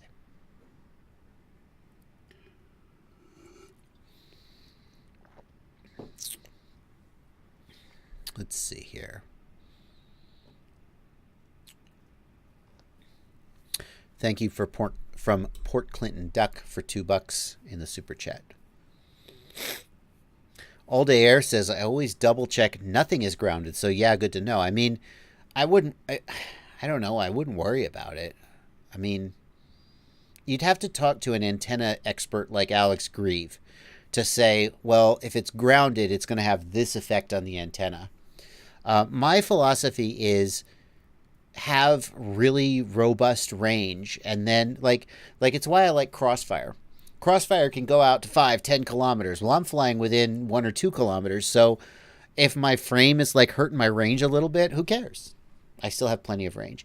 And the same thing with the video transmitter. When I fly freestyle, I'm just at 800 milliwatts or 1 watt. And I mean, you can't, if you have like a crappy antenna, you're not going to make up for that by just outputting a ton of output power. You need a solid setup. But at some point, you're like, I'm not going to worry about this. And trying to make sure my frame is not grounded is sort of over the line for me. It's just too much trouble. Lee Botekia says, what is my Discord server? Lee, thank you for asking. My Discord server is available to people who join up to my Patreon site. And my Patreon is linked down in the video description. It's right down there. You can join it for as little as $2 a month or more. Your choice, however much. I always say, join my Patreon at the level that you feel is proportional to the value you get from my content. It's a beautiful thing because I give away my content for free. You didn't pay anything to be here, and I'm answering all your questions. I don't care. It's just what's worked for me. And then if one day you wake up and you go, you know what? He's earned $4 a month from me. Okay, you got me. And then you come join. And one of the things you get is you get access to my Discord server. How's it going over there, Discord? They're just chilling. They're just talking. Right. Okay. So that's how you get access. It's one of the few things I don't give away totally for free. It's $2 a month or more. Whatever your call. RTM Zila 7 wants to know, what's the rough maximum range of an RXSR and a Tyrannus X9D?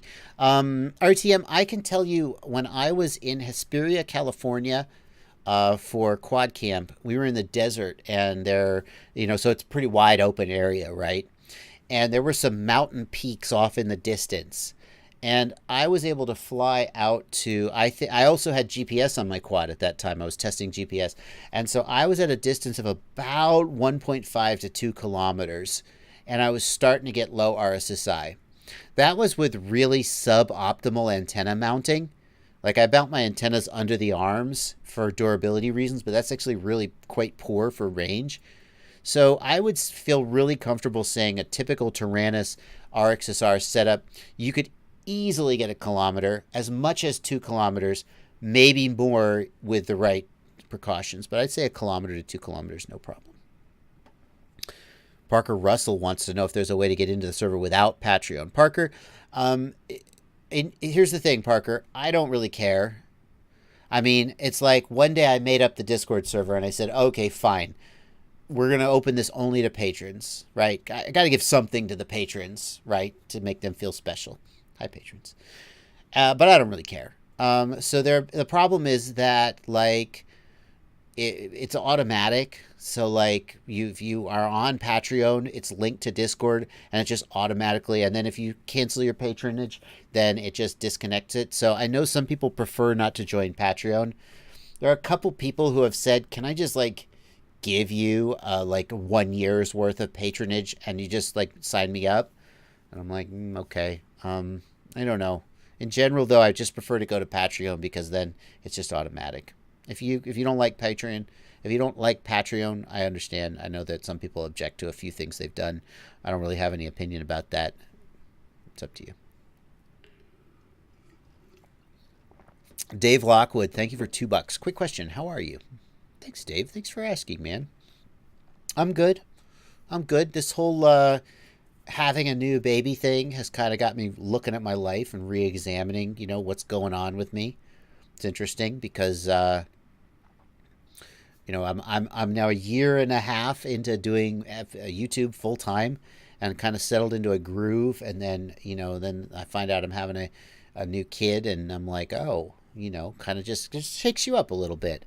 So, that's one of the reasons I'm here doing live. I'm just trying to reconnect with what I really like doing. I'm doing more educational material and less product reviews, and maybe you haven't noticed, but just, I'm good, though. I'm good. Thank you. Thank you for asking. Crash FPV, I have one son. He's 7. And then we have one son. He's like 5 weeks now. So pretty big gap there. When my first son was around 2 years old, my partner said, hey, if we're going to have another one, now's the time to do it. And I said, yeah. And then, like, a little while back, she was like, you remember we talked about that thing? And I was like, yeah. And she was like, I was like, wow, should have done that like 5 years ago. But okay, now the live stream gets personal. It's all good. Bjorn Anderson, answer Bobby Carney's question. Oh, I'd love to. Now I got to scroll back and find Bobby Carney. What is Bobby Carney's question? How can I find it? Can I do a Control F in this window? Bobby Carney. Okay. Bobby Carney asks, what are your thoughts on the Radiolink AT9? I'm a beginner pilot. I got it in an RTF kit. Should I get a better radio? Bobby, the Radiolink AT9 is a really solid radio. In fact, it has pretty good range for a 2.4 gig radio. But the problem with the Radiolink AT9 is that it's not very popular among quadcopter and FPV pilots. So as you start having questions about it, you may struggle to get them answered. If you have a question about OpenTX, like how to set up a timer or how to set up an aileron mix or whatever, it's all out there for OpenTX. The flip side is that OpenTX is kind of complicated and hard to learn. But the Radiolink AT9, it's a very, very solid radio. I actually have one. I'm a fan of it, but it doesn't run OpenTX, and there's not as much material about it. So I don't think you should like throw it out, Bobby. If you got an RTF with the Radiolink, definitely keep using it. But if you get into FPV, you're probably going to get something like a FreeSky radio, you're probably going to get a FreeSky radio. Because you're going to go to a flight event and everybody else is going to have FreeSky radios. And you're just going to be like, okay, that's what I'm getting. So there you go. I answered Bobby Carney's question. Redbeard the Pilot, thank you. Thank you for $10.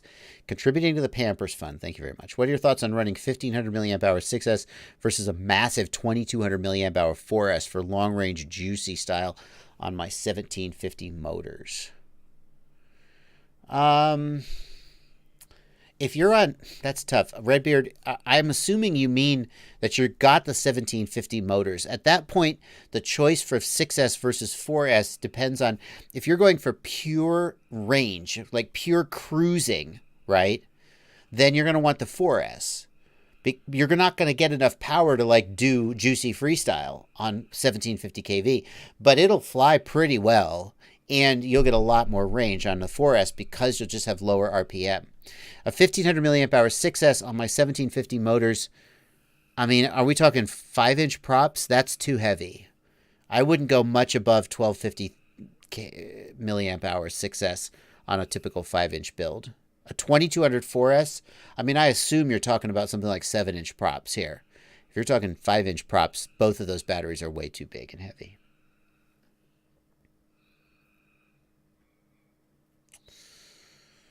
Shamer in the Discord says, my mama had a child at 56.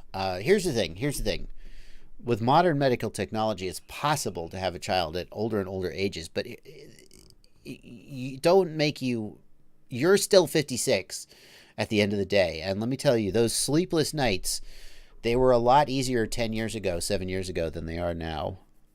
Or that's what my wife tells me. I wouldn't know. She's doing all the hard work. I'm just here on Livestream.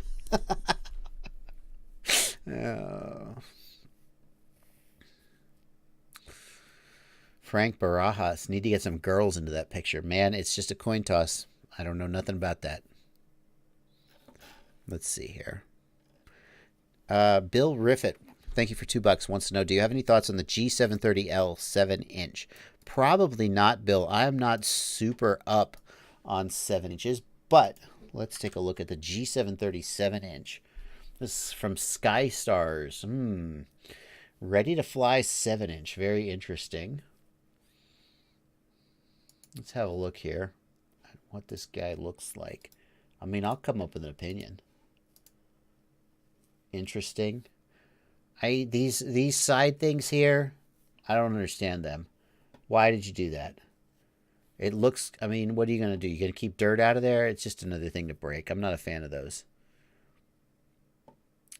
This antenna mounting, like, this is just going to get into the props, I anticipate. This is just a piece of coax here, so it's not very stiff. I like the fact that this is a pagoda, but it's a reinforced pagoda. That's good, but this is just going to flop around and get into the prop. So this is just lazy. You need if you're going to do this, you need stiffer coax, or you need a 3D printed thing. The front end is clearly inspired by Tommy's remix frame, but then the motors, this looks like somebody flipped a remix upside down. Metal front end, I like. Thank you, Armatan.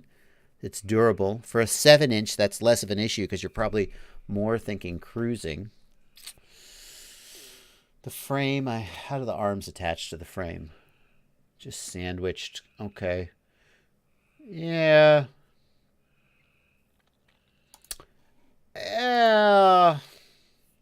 Runcam Swift, not impressed. That's pretty old. I mean, there's nothing wrong with the Swift, but that's pretty old gear for $179. I don't know.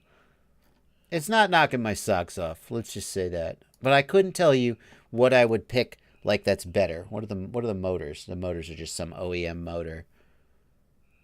Yeah, it's not blowing me away. It seems like it's a low effort. Sorry, Skystar. It seems like it's not trying very hard. Yeah, okay. There you go. Hey, there's you. Hope you got your $2 out of it, Bill Riffett. All Day Air asks, don't the side skirts reduce yaw authority? What I've found All Day Air is on frames with the side plates, the side skirts, it's a ruddering effect in the wind where it'll tend to turn into the wind because the wind will blow on that. I don't know about reducing yaw authority. I mean, maybe a little, but you're probably not going to notice that. But you will notice the effect in wind for sure.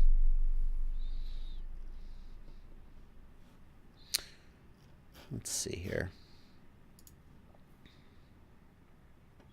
Pat Nolan wants to know, everyone to their own. I'm just nosy and want to know the reason why I sometimes wear a sarong. I'm not judging at all. Well, here's the story, Pat. When I was in my mid-20s, like a long, like 20 years ago, more than 20 years ago. Wow. I went to a music festival, and I was wearing jeans, and it was the middle of the summer. It was hot as hell. I was sweating my you-know-what off, and they had vendors there, and the vendors were selling skirts. And I was like, okay, let's just be a hippie. So I bought a skirt, I put it on, it changed my life. Guys, if you've only ever worn hot pants and jeans in the summer, the ladies have something up, and let's face it, we have a lot more going on. We have a lot more to catch the sweat. Guys should be the ones wearing skirts. We need the airflow. Ladies, you need the airflow. I'm not trying to put you down. I'm just saying we got a lot more going on. Okay, let's set that debate aside. Who needs it more? I'm just saying, guys, you could benefit from the airflow. And then I just was like, okay, this works for me. And then, that's it. That's the answer. I sometimes wear sarongs. I'm wearing jeans at the moment. Just wake up in the morning, just wrap yourself up in a sarong, go about your day. The Pacific Islanders, the Hawaiians, they really knew what was up. I'm telling you. There you go. Kilts from the Scots, sure. I've never actually worn a kilt myself, but yeah. They're usually sarongs. That's what they are. Andy Howen says, I'm impressed you tried one. Listen, Andy, if you were there, it was so hot. It was so hot. My jeans were so... If I'd had a pair of shorts, I would have put them on, and my whole life would have been different. But I was like, I'm going to wear anything other than these pants. And I was just like, okay, yeah, sell me a skirt. I'm doing it. It wasn't Burning Man, Reaper X. I have been a Burning Man, but it wasn't Burning Man. Okay. It's not Streets FPV. I thought it was a culture thing. No, I am not Hawaiian. I'm not Pacific Islander. My family background is Eastern European. I personally grew up in the southern United States. There's nothing in my culture that points to the wearing of a sarong or a skirt. I just find them comfortable. Okay. Alrighty. Yeah, that's the story. I am still live, that guy.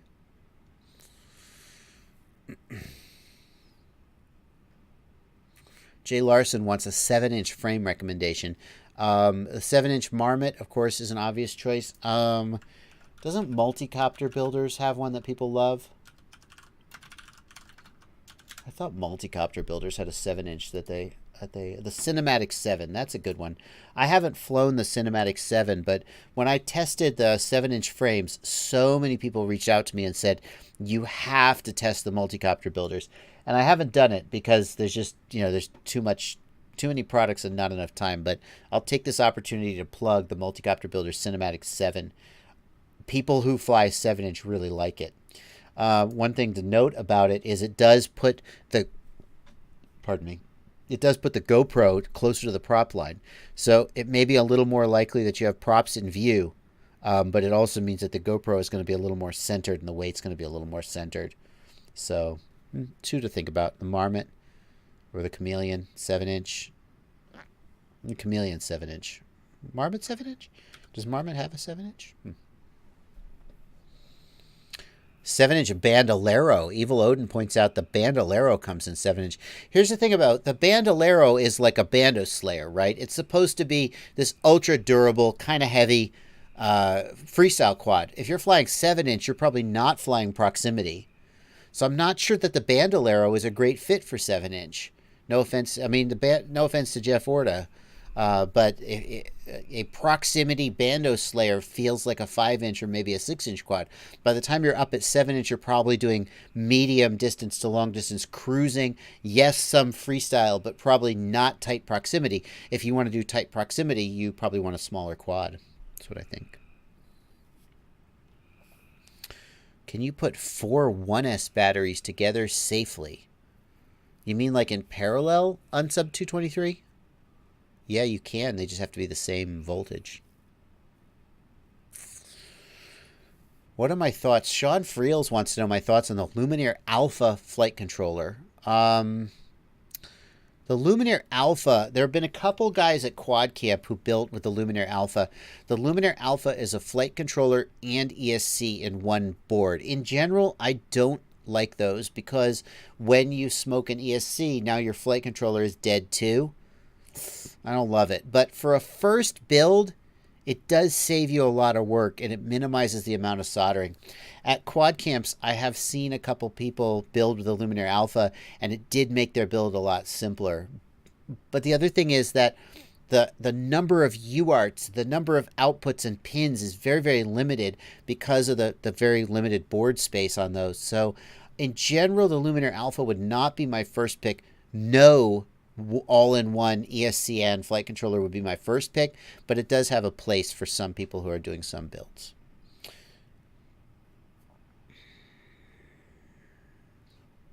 Let's see here. Propnut, thank you for $5 in the super chat. Getting a full reset with throttle, 4-in-1 reboots. Assume wiring okay. I wouldn't assume the wiring's okay. So if you get a Propnut, if you get a full reset as you raise the throttle, including the 4-in-1 rebooting, it goes doo-doo-doot. Here's the thing. The only thing that causes the 4-in-1 to go doo-doo-doot is if it lost power. Now, let's say you've got a flight controller and you raise the throttle and the flight controller reboots. You see the Betaflight logo in your goggles. Well, that could be like a voltage regulator being flaky or like a plug being loose, right? And the vibration from the motors or the electrical noise from the motors makes it sort of freak out. But when the ESC goes doo-doo-doot, that basically just means that the battery got unplugged. You didn't have your battery voltage didn't drop from 14, 16, 19 volts down to like 0. That didn't happen. So anytime the ESC is going doo-doo-doot, I think that I'm losing VBAT, and I go back to the XT60. Is your XT60 loose? Are the prongs loose? Take a little Phillips head screwdriver and stick it in there and spread the prongs out a little bit. That kind of thing. It's not configuration. It's not PIDs. It's always of the physical connection to the battery in that case. Tweet FPV wants a status update on the Beast build. Tweet FPV, I have work I need to do on the Beast build. Like, I have to go back and I have to resolder all the signal wires and telemetry wires with a twist with the ground wire. I have a couple to-do items to get it back in the air and try and address why it fell out of the air. But I haven't done it because I got back from that trip to Orlando and then I had a new kid. And yeah, it's been 5 weeks since then, but it's kind of flown by. And then Betaflight 4.0 came out. I mean to get back to it really soon, but I just haven't touched it. I know you guys are waiting to see more about the Beast. I want to see more too. Freaking $1,300 quad sitting in the corner waiting for me to get to it. I just haven't been back to it yet, though. Ghost Branch FPV is in Germany, Cologne, Germany, and it's 4 a.m. there. He's out of here. Bye-bye, Ghost Branch FPV.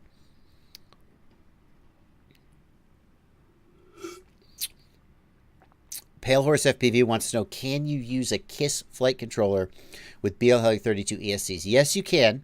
However, I wouldn't, and here's why. The KISS flight controllers have 5-volt buffers on the motor outputs, and that makes the motor outputs more stable and more resistant to corruption, and that's a good thing. But the bad thing is that they are unidirectional buffers, and that means that BL heli pass-through doesn't work.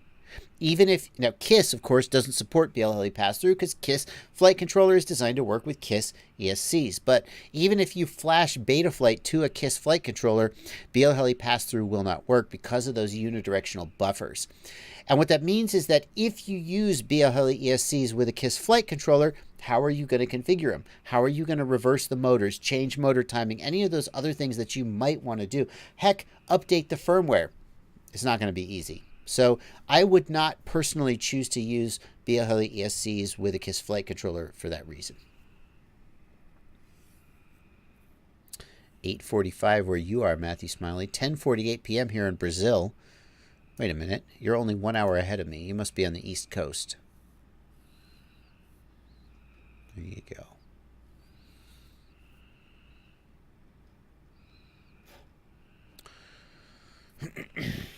Jacob Bethel wants to know why people hate on Spectrum so much. I don't know, Jacob. I don't know. I know that the big full, the large scale RC guys love Spectrum. Something about FPV. The FPV pilots never got into it. Free wants to know my thoughts on the Caddx Tarsier. That's a tough one. The Caddx Tarsier is the new HD/FPV camera from Caddx. And the big thing that they did, here, let's put a picture of it up real quick. The big thing that Caddx did here is that they split the HD and the FPV part separately, so that instead of having an HD camera that has high latency, you've got an FPV camera with low latency and an HD camera that records up to 4K. Now that's pretty cool, and to boot, the price is $90. Which, if you think about it, okay, let's say you were to spend $35 for an FPV camera. That means that you're paying $35, $50, $55. Not bad. That's not bad for the HD camera. But here's the question. How good is the HD video? Now, I haven't tested it myself, so let's go to Mr. Albert Kim. And I was actually just, that's why this video is right here. I was just looking at this today. Albert has one of the first reviews of the Caddx Tarsier out, so I'll use his video in my live stream, but I'll also plug his channel, and hopefully he won't be mad at me, and we'll call it even. How's this image quality? It's not bad. It's not the worst. I mean, but it's not. It's never going to replace a GoPro for me, right? That's the bottom line. Like, I'm not just talking about, like, resolution, 4K resolution, bitrate, etc. You know, we could debate that. But, like, just the sort of quality of the image, the color, the light handling, it's just not, like, there. And then you add in things like SuperView and ProTune and so forth. I think the Caddx Tarsier for a price of $90, it could, maybe it's going to beat things like the Turtle and the Split, right? I think it's got a place, but some people are out there saying, oh, it's going to replace GoPros. I don't think it's ever going to replace GoPros, at least for people in the enthusiast to pro sort of level. There you go.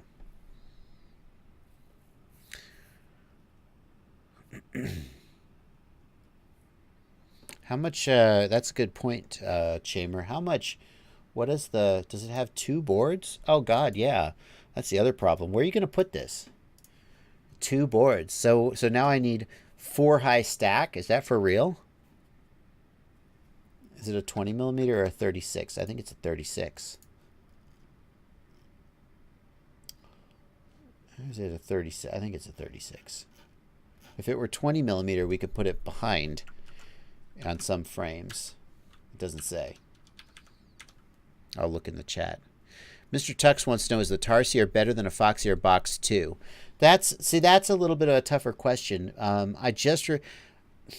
That's a tougher question, to be honest with you. I'm just not, like, super impressed. Let's look for another video. Let's look for another. Let's not just take Albert Kim's word for it. Let's look at somebody else's video. So here we are. No, right here. This is somebody else's. This is this is Albert Kim again. Okay. It's a different day. So super blue, right? The color temperature is super blue. I don't know. Here we go. Here's, oh, that's way better. Now that seems okay. He's doing some fake super view on it. Ew. Oh God. Now, oh no. Well, I don't know. I mean, are you guys like looking at this and going, oh yeah, that's, I don't know. That's tough. The box 2 has a lot of fisheye too. Like I'm not, I'm not saying this is like terrible. Like this is certainly usable. But like when you're saying, would I, then again, you take the box 2 out and it's going to be a lot lighter. I don't know. It's not fantastic. It's not fantastic. It's not. Yeah, Chamber points out anything, the session is gone. So what are you going to use? Yep. There's some, nothing is perfect, I guess is my point. A GoPro 7, Hero 7, great image quality, the best. But also like 95 grams. So super heavy. And $400. Foxeer Box 2, lighter, cheaper, not quite as good image quality. Cadix Tarsier, even lighter. But you got to find someplace for those 2 extra boards. So nothing's perfect. These results they're not terrible. Not sure I love them either, though. Alejandro FPV wants to know, can we use another frequency for video or controller other than what we're using? Well, sure, Alejandro, you can get a 1.3 gigahertz, 2.4 gigahertz, 3.3 gigahertz video transmitter. You're going to need a receiver module or ground station. You can do that. Or if you go to Crossfire or R9, then you're using 900 megahertz for control. So sure, you can do that. Damien H wants to know about the new DJI Osmo Action Cam. I have not tried it. I want to try it. I want to review it to see how it holds up against a GoPro. Cenobite says DSMX is one of the best protocols for 2.4 gig period. Yeah, Cenobite, when I interviewed, I think his name was John Adams, I think, from Spectrum, he pointed out that the Spectrum protocol is really solid, but some of the receivers were optimized for performance and not for range, and that may be one reason why Spectrum receivers have a little bit of a reputation among FPV pilots of having worse range. Zooted FPV, what causes an ESC to reset during flight? Loss of power. That's the answer. Loss of power. Your battery, maybe your XT60 is loose or come unplugged, something like that. What's a good flight controller for a long-range cruiser build? If you're really wanting to do a long-range cruiser, you could be thinking about iNav, in which case you're going to want to go to the iNav GitHub repo, and you're going to want to look up the supported boards for iNav. If you're thinking Betaflight, it kind of doesn't matter. You may want to think of one that has support for GPS, if that's what you're going for. If you're doing long range, you probably want GPS and return to home. So I would get one with enough UARTs for GPS, but other than that, just pick whatever you like.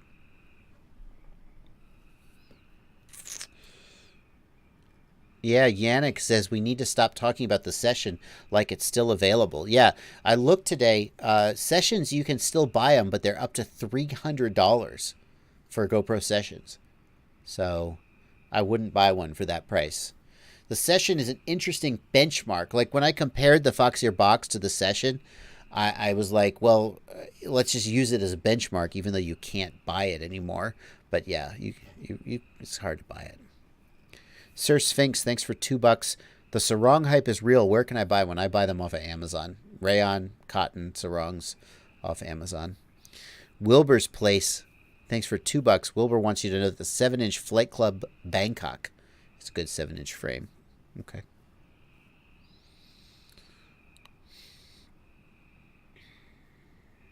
Have I seen a Shendrone's Geyser yet? Tweet FPV. I have not. Shendrone's is amazing. Zooted FPV says you can get Sessions refurbished for $60 all day long on eBay. Not a Hero 5 session, maybe a 4. 570RC, I am not keeping a Session 5 around. I'm using my Sessions, and when I break them, I'm going to probably go with the Hero 7 Black. Because I look at the footage that guys like Drew and Stingy are putting out with the Hero 7 Black, and I realize that the Hero 7 Black has a way better sensor. It just, under the exact same lighting conditions and settings, gives way better looking footage. and I'm just like, OMG. So I have like 3 more sessions I have to destroy. I'm not rushing, but I won't be buying any more. Hero 7 Silver Jinky Ortiz. The problem is that the Silver Heroes said they don't do Super View, do they? I'm pretty sure they don't. And that would be a breaker for me. That would be a deal breaker. Yeah.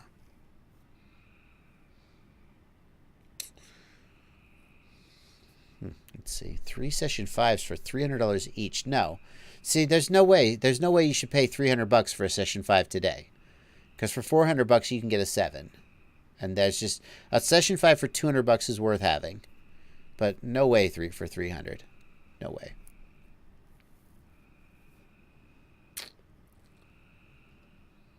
Somebody was trying to tell me in the comments that GoPro was still making the Hero 5 session. I don't think that's true.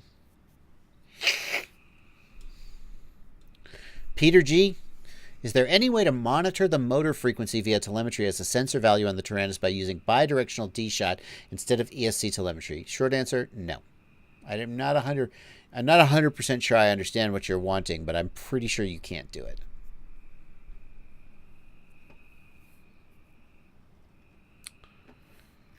Alrighty. Yeah. I'm going to finish them with a hammer. No, I'm going to crash them by flying them legit. Parker Russell says the 4-in-1 on a motor will twitch after a higher throttle value. After lowering the throttle, it does the last 2 beeps of the startup. Parker, the last 2 startup beeps mean that the signal connection between the ESC and the flight controller was interrupted. A lot of times that will indicate excess electrical noise or corruption. What I would say if you're getting just the last 2 beeps, what I would say is go from like D-Shot 600 down to like D-Shot 300 to D-Shot 150. Those lower protocols are more resistant to noise. And if that solves your problem, then you know that your problem was electrical noise. Yaman says, can you suggest an alternative to the Marmot? Well, there's not a lot out there that exactly matches like what the Marmot brings to the table. But, I mean, Yaman says, like hyper-low frames? Yeah, hyper-low frames, sure. I mean, the question, Yaman, you say, can you suggest an alternative to the Marmot? Well, there's 1,000 alternatives to the Marmot. What are you looking for? That's the question. What are you looking for? What don't you like about the Marmot? What do you like about it? And what would you like to do instead?